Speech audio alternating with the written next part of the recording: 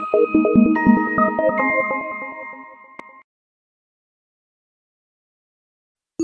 जंगल book. ये कहानी एक होशियार लड़के मोगली की है जो कि इंडिया के एक घने जंगल में रहता था। उसे सबसे पहले बगीरा नाम के तेंदुए ने देखा। एक दिन नदी में बहते हुए एक टोकरी में बगीरा ने एक छोटे से बच्चे को देखा। ये क्या है? इंसानी बच्चा? अगर इसे यहाँ छोड़ा तो ये किसी का शिकार बन जाएगा। बगीरा टोकरी उठाकर भेड़ियों के पास ले गया और जाके सीता और राम को मिला। सीता ने अभी अभी 3 बच्चों को जन्म दिया था। मुझे ये इंसान का बच्चा जंगल में मिला है। सीता, क्या तुम इस बच्चे का ध्यान रखोगी? सीता ने बिना कुछ सोचे बच्चे को अपना लिया और उसका नाम रखा मोगली। वक्त गुजरता गया और मोगली 10 साल का हो गया। जंगल उसका घर बन चुका था। मोगली, अपने भाइयों को बुलाओ, तुम्हारे पापा बहुत दूर जा रहे हैं। राम बहुत ही चालाक, होशियार और ताकतवर भेड़िया था। जैसे ही वो पहाड़ के ऊपर खड़ा हुआ, सारे भेड़िए आसपास जमा हो गए। मोगली पेड़ की डाल पर बगीरा के साथ बैठकर सुन रहा था। शेर खान जंगल में लौट रहा है और उसे जल्दी मोगली के बारे में पता चल जाएगा। मोगली सोचने लगा कि आखिर शेर खान है कौन। तब बगीरा ने उसे समझाया कि शेर खान को इंसानों से कितनी नफरत थी। एक बार किसी इंसान ने शेर खान को जला दिया था और तब से वो बदला लेना चाहता था। वो मोगली को किसी हालत में नहीं छोड़ेगा। हमें एक साथ झुंड में रह के उसे हराना होगा और मोगली को बचाना होगा। बाकी के भेड़िए मोगली के लिए शेर खान से लड़ने तैयार नहीं थे। उन्होंने अपनी और मोगली की सुरक्षा के लिए मोगली को जंगल से जाने की सलाह दी। पास में इंसानों की एक बस्ती है, मैं मोगली को वहीं छोड़ दूंगा। सभी भेड़िए मान गए सिवाय सीता। उसने अपने दिल पर पत्थर रखकर हामी भरी। दूसरी सुबह सूरज निकलने से पहले बगीरा मोगली को लेने गुफा में पहुंचा। मोगली, जल्दी चलो वरना इंसानों की बस्ती में पहुंचने में देर हो जाएगी। मैं कहीं नहीं जाने वाला। ये जंगल ही मेरा घर है और मैं यहीं रहूंगा। ये तुम्हारे अच्छे के लिए है मोगली। बगीरा मोगली को जबरदस्ती वहां से लेकर गया। पूरा दिन चलने के बाद आधी रात होने की वजह से वो रास्ते में रुक गए। आज की रात इस पेड़ पर गुजार लेते हैं, सुबह होते ही निकल जाएंगे। मोगली नाराज था और वो बगीरा से दूर पेड़ की डाली पर जाकर सो गया। पर जल्द ही मोगली को पता चला कि ये कोई पेड़ की टहनी नहीं, एक नागिन है। अरे लड़के, कौन हो तुम? मैं मोगली हूँ। ओह, अच्छा नाम है। तुम कहाँ जा रहे हो? मेरी आंखों में देखो। मोगली उसकी आंखों में देखकर बाकी दुनिया भूल गया। कां अपनी आंखों से मोगली पर जादू कर रही थी। ऐन वक्त पर बगीरा ने कां के सर पर पंजा मारा। मोगली होश में आया और तुरंत कां से दूर भाग गया। इतने में कां जोर से जमीन पर गिर पड़ी। तुम ठीक हो? हाँ, मैं ठीक हूँ, शुक्रिया। सोने के लिए वो लोग दूसरी जगह ढूंढने लगे। अगले दिन बगीरा किसी को गाते हुए सुनकर जग गया। ये चल क्या रहा है? उसने देखा कि मोगली बल्लू नाम के भालू के साथ नाच गाना कर रहा था। हो बल्लू, तुम बहुत अच्छा नाचते हो। अरे बच्चे, तुम भी कुछ कम नहीं हो। अपन दोनों की खूब जमेगी। हाँ, बगीरा, तुमने सुना? मैं बल्लू के साथ रुक सकता हूँ। क्यों नहीं? नहीं मोगली, तुम्हें शेर खान के जंगल आने से पहले इंसानों की बस्ती में पहुंचना है। अगले दिन जब बल्लू और मोगली पानी में तैर रहे थे, बंदरों के एक झुंड ने चेन बनाकर मोगली को पैर से उठा लिया। मुझे नीचे उतारो, सुना नहीं तुमने? ये लोग कौन है? बंदरों की टोली है जी। मैं उनका ध्यान भटकाता हूँ, तुम मोगली को बचा लो। मोगली, जल्दी मेरी पीठ पर बैठ जाओ, मैं तुम्हें यहाँ से दूर ले जाऊंगा। दूसरी ओर शेर खान जंगल पहुंच चुका था। क्या तुम्हें पता है, शेर खान जंगल से भागने वाला था? हाँ हाँ, मुझे अच्छे से याद है। अरे भाइयों, तुमने इंसानी बच्चे के बारे में सुना क्या? इंसानी बच्चे के बारे में बात मत करो, शेर खान सुन लेगा। इंसानी बच्चा कहाँ है वो? वो बगीरा के साथ इंसानों की बस्ती में जा रहा है। शेर खान के बदले की आग फिर जल चुकी थी। वो मोगली को मारने वाला था। अगले दिन जंगल के बीचों बीच बगीरा, आग क्या होती है? ये दुनिया की सबसे खतरनाक चीज है। जो भी इसे छूता है वो जल जाता है। सिर्फ इंसानों को ही आग जलाना आता है और शेर खान सिर्फ आग से डरता है। उतने में बलू वहां आया, जिसे मोगली को देखकर खुशी हुई। क्या सच में से यहाँ से जाना होगा जी? मुझे तो इसकी आदत पड़ गई है। तुम्हें पता नहीं है क्या अब शेर खान वापस आ चुका है? हाँ हाँ जानता हूँ, लेकिन उससे मोगली को क्या खतरा? क्या तुम्हें याद नहीं है?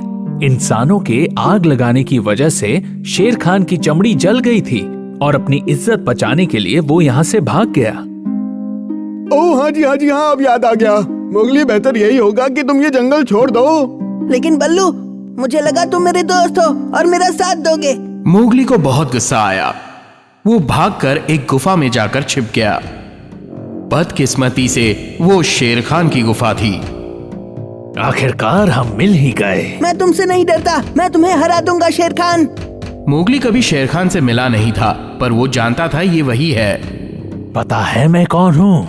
मुझे सब पता है कि तुम मुझे क्यों मारना चाहते हो। चलो बढ़िया है, तुमने मेरा वक्त बचा लिया। अब बदला लेने का वक्त है।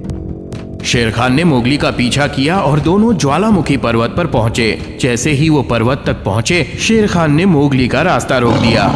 बगीरा, अभी मैंने शेर खान को उस पहाड़ पे मोगली के पीछे जाते देखा जी। बगीरा और बलू भागकर वहां गए। बलू शेर खान पर पत्थर फेंकने लगा। बगीरा शेर खान की नजर से बचते हुए घास में से मोगली तक पहुंचा। अरे बेवकूफ, तुम्हें लगता है तुम बहुत चालाक हो? शेर खान ने बलू को पंजे से मारा और बलू बेचारा जमीन पर गिर गया और दहाड़ते हुए वो बगीरा के सामने कूद गया और बगीरा को धमकी देने लगा। मोगली, भागो यहाँ से, मेरी फिक्र मत करो। नहीं बगीरा, बल्लू, मैं तुम्हें छोड़कर नहीं जाऊंगा।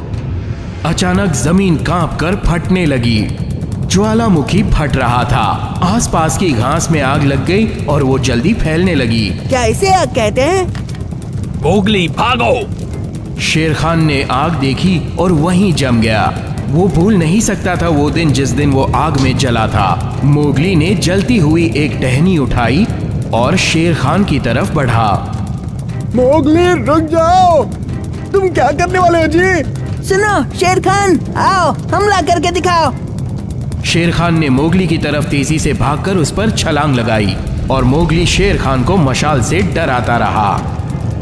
नहीं, फिर से नहीं। मोगली शेर खान को डराते हुए आगे बढ़ता गया और शेर खान पीछे पीछे जाता गया और आखिरकार वो ज्वालामुखी में गिर गया। मोगली, क्या तुम ठीक हो? तुम इंसानों की तरह बहुत बहादुर हो। चलो यहाँ से भागते हैं।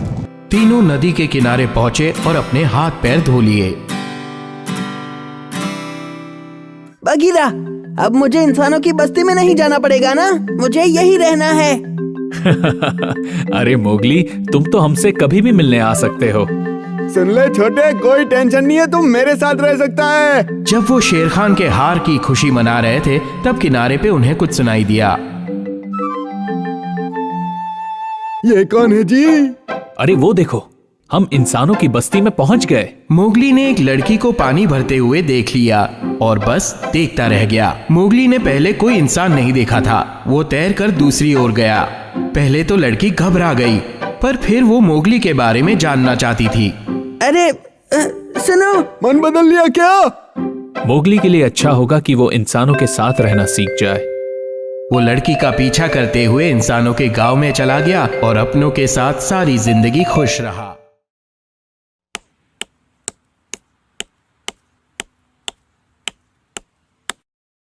पिनोकियो। कई साल पहले जपेटो नाम का एक कारीगर था।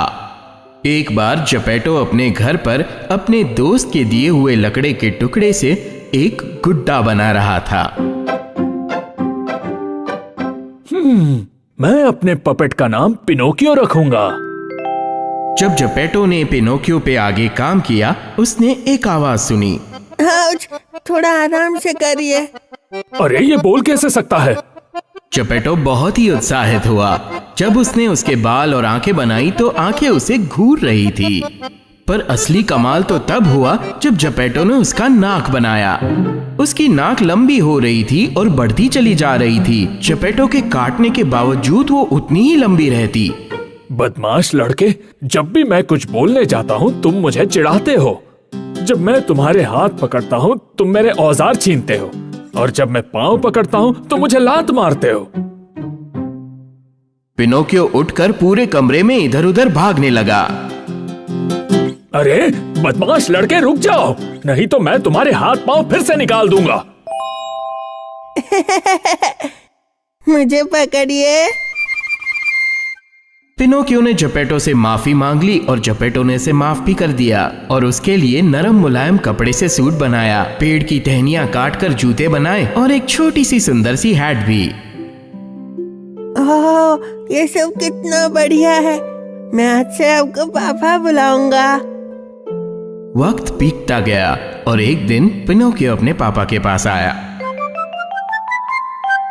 पापा, मुझे भी स्कूल जाना है, पढ़ के बड़ा आदमी बनना है। मैं भी तुम्हें पढ़ाना चाहता हूँ, मगर मेरे पास तो बुक खरीदने के भी पैसे नहीं है। और फिर जपेटो अपना सूट पहनकर घर के बाहर निकल गया। थोड़ी देर बाद वो लौटा तो उसके हाथों में किताब थी। पापा, बुक खरीदने के लिए कोड भेज दिया। मेरी फिक्र मत करो बेटा, तुम बस स्कूल जाने की तैयारी करो। ठीक है पापा, मैं स्कूल जाके आपका नाम रोशन करूंगा। और फिर पिनोकियो स्कूल के लिए निकल पड़ा। रास्ते में उसने एक भीड़ देखी। यहाँ पर क्या हो रहा है? आज एक पपेट शो है। मुझे भी शो देखना है, लेकिन मेरे पास पैसे ही नहीं। क्या करूँ, इसे बेच दूं?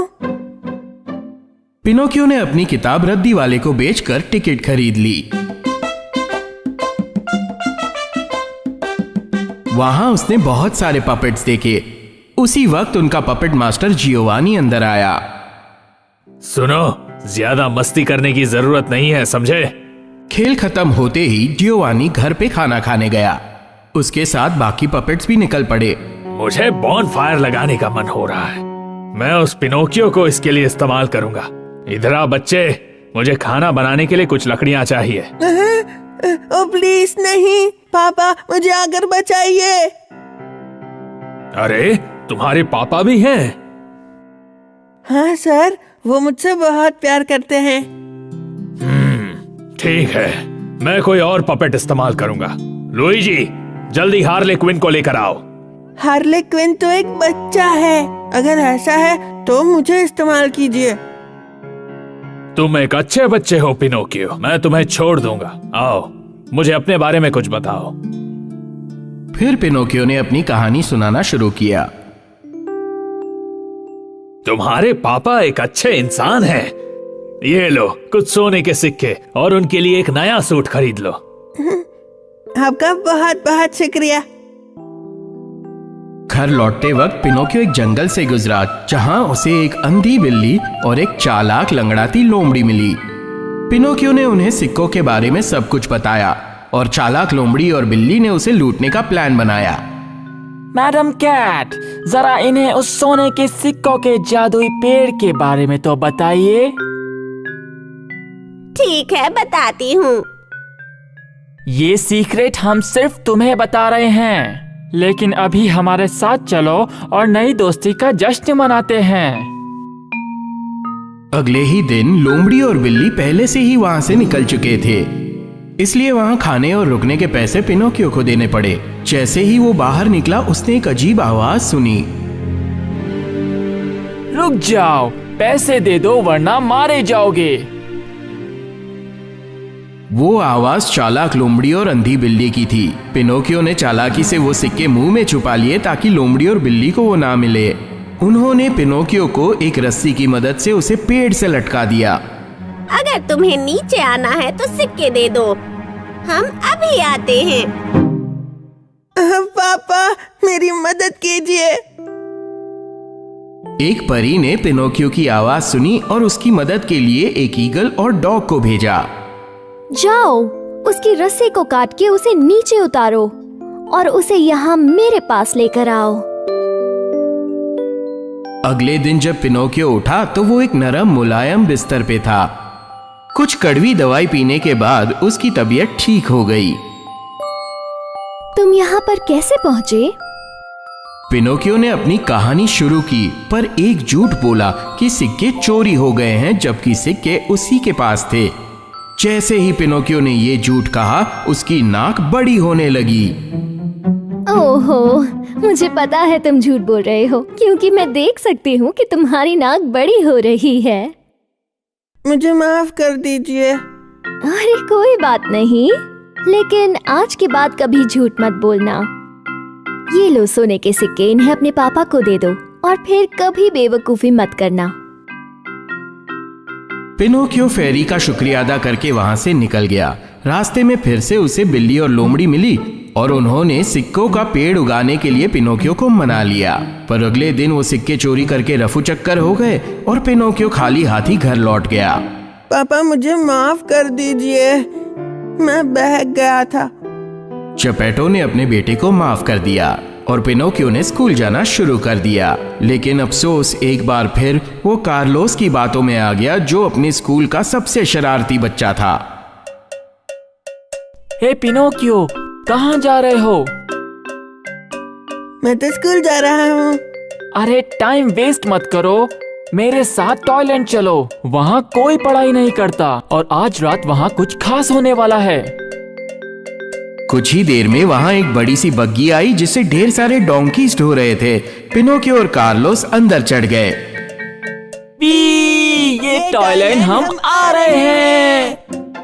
पर अचानक पिनोकियो को झटका लगा, क्योंकि उसके आंखों के सामने कार्लोस और उसके कान बड़े होने लगे। उनका मुंह भी बड़ा होने लगा और वो दोनों डोंकी के रूप में बदल गए। अब वो सिर्फ हिनहिना सकते थे।